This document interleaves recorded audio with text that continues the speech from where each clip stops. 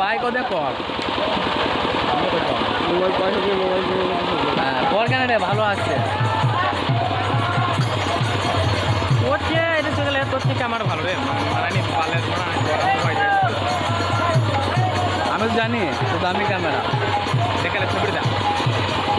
সেটা বড় দামি আর কম দামি ব্যাপার আছে না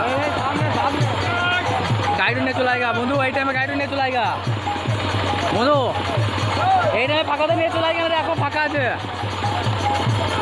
কি বড়ে